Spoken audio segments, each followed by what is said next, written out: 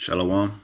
First of all, I'd like to start by giving all praises, honor, and glory due to Yahweh, Ba'ashem Yahweh Shai, Ba'ashem Rakakadash, and double honors to the apostles and elders of Great Millstone, and salutations to the Archeum, pushing this word in sincerity and in truth.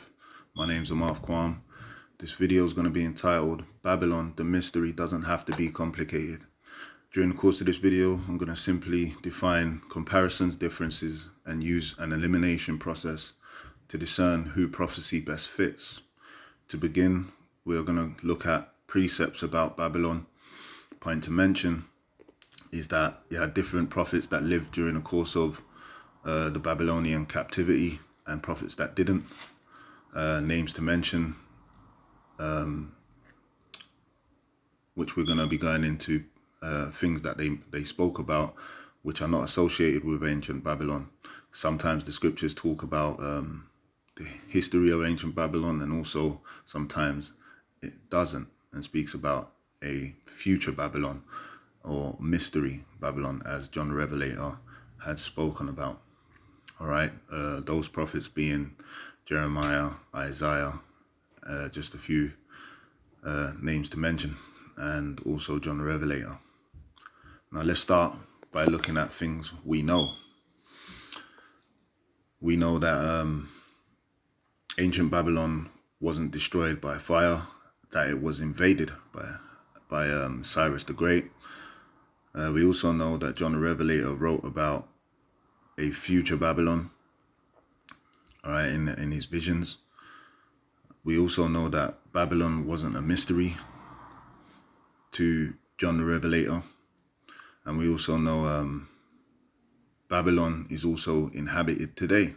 So noting those different facts, let's start by going into Revelation 17 and 5 to break this down. So let's go to Revelations 17 and 5. And the Lord came down to, Salakia. Let's go, Revelations 17 and 5. It says, and upon her forehead was a name written, Mystery Babylon, the great mother of harlots and abominations of the earth. Okay, first point of contention is Babylon was not a mystery to John the Revelator. All right, why? Ancient Babylon was destroyed in 539 BC by Cyrus the Great. And John the Revelator was exiled to the island of Patmos in 90 AD. So he lived and wrote what he wrote way after ancient Babylon was destroyed and invaded, which would suggest to you that he's speaking about the destruction of a future Babylon, which we now know to be America. All right, and the scriptures doesn't outright say America. He speaks of this Babylon, future Babylon, as a mystery. And through the Spirit and power of Yahweh Hashem Yahweh Shai, we are able to discern what that mystery is, which that place is America. Now, that's one point we've been able to go into. Another point is let's look at Isaiah 13:19.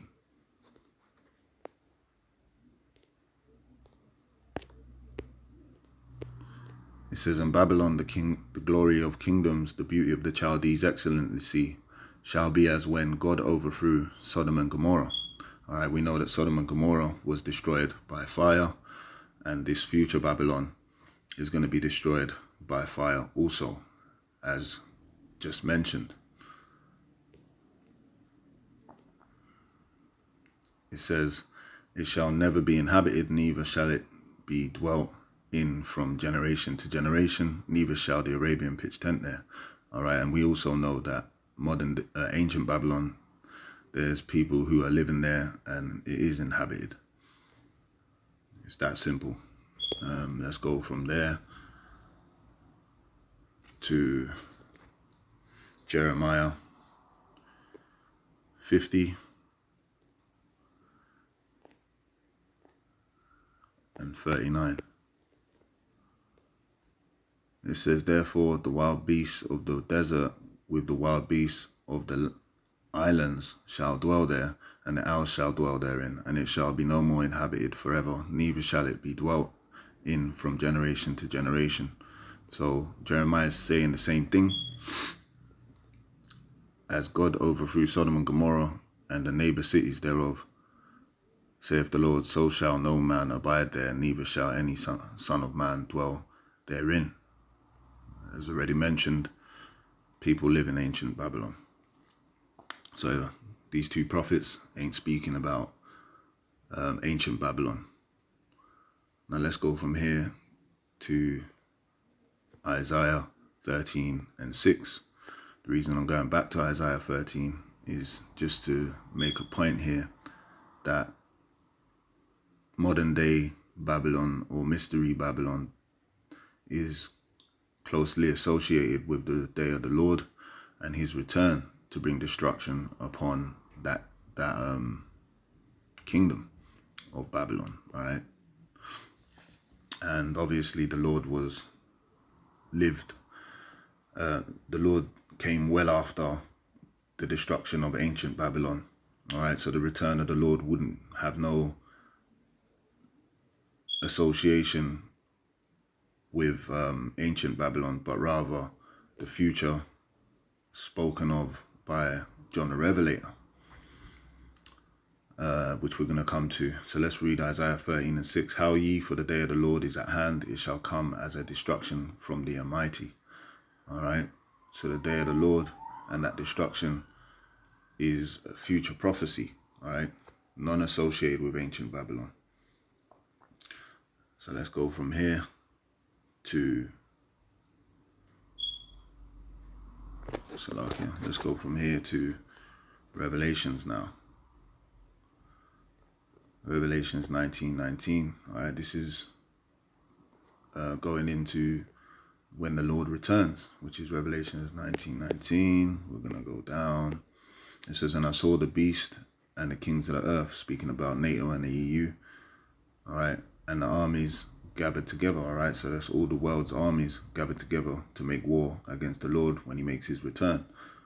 Why is the Lord doing that? Because it's to bring judgment and destruction to that, to modern day Babylon, which is America, to make war against him and Esau's system, his kingdom, to make war against him that sat on the horse and against his army. All right, and the beast was taken, and with him the false prophet that wrought miracles before him, with which he deceived them that had received the mark of the beast, which is the RFID chip, and them that worshipped his image. These both were cast alive into the lake of fire, burning with brimstone. And we know that according to prophecy, America is going to be destroyed by thermonuclear destruction, all right, intercontinental ballistic missiles, which that's another lesson, all right. But that again shows you that it is inconsistent with the way that ancient Babylon was destroyed. So we know it's not talking about that. The day of the Lord is not associated with ancient Babylon. So from here, let's go to 2 Peter 3 and 10.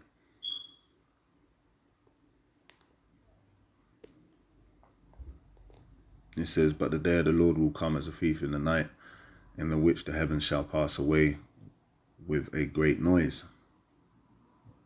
All right, and that's those missiles. And the elements shall melt with fervent heat.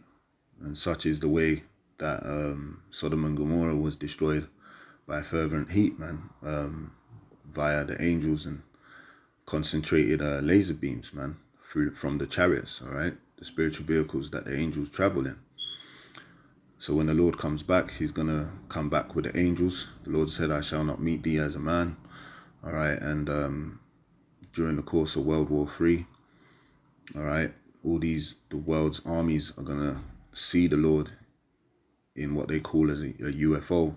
And they're going to turn and want to fight the Lord. And the Lord's going to destroy them with that fervent heat. In like manner was Sodom and Gomorrah destroyed. Now,